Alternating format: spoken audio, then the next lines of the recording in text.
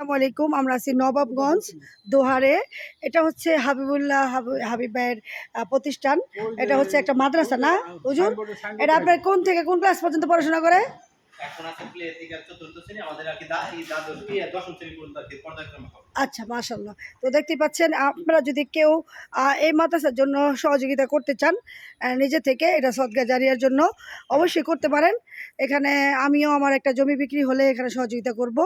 খুবই সুন্দর পরিবেশ। এটা হচ্ছে দোহারে নবাবগঞ্জ, একেবারে পদ্মার নদীর কাছাকাছি।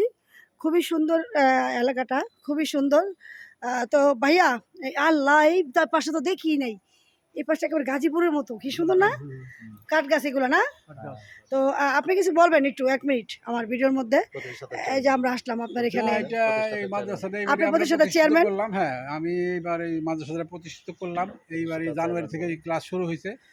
আপনাদের দোয়া থাকলে এটা আস্তে আস্তে উন্নতি হবে, যদি আপনারা সাহায্য সহযোগিতা এবং দোয়া করেন। পাশে থাকবেন, হ্যাঁ, পাশে থাকলে এটা আমরা চেষ্টা করব উপরের দিকে নিয়ে যেতে যতদূর সম্ভব। ইনশাআল্লাহ। আপাতত প্রাইমারি সেকশনে এখানে চালু আছে, আর হাই সেকশনটা আরেকটা জায়গা আমরা নিছি একটু দূরে। আচ্ছা আচ্ছা, ওখানে হাই সেকশন হবে। মানে আপাতত প্রাইমারি চলতে থাকবে, পর্যায়ক্রমে আমরা এটা বড় করার চিন্তা ভাবনা আছে। ইন্টার, ফাজিল, কামিল যতটুকু করা যায়।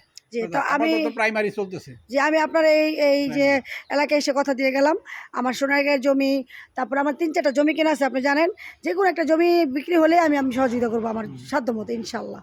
তো ঠিক আছে, তুমি দুইজনে মিলে আমার একটা ঘর দিয়ে দিও। আচ্ছা, ইনশাল্লাহ ইনশাল্লাহ ইনশাল্লাহ এটা ঘর দরকার হবে। ইনশাল্লাহ। ঘর করতে আর কত লাগে? 50-60 হাজার টাকা হবে না, ঘর লাগবে কমপক্ষে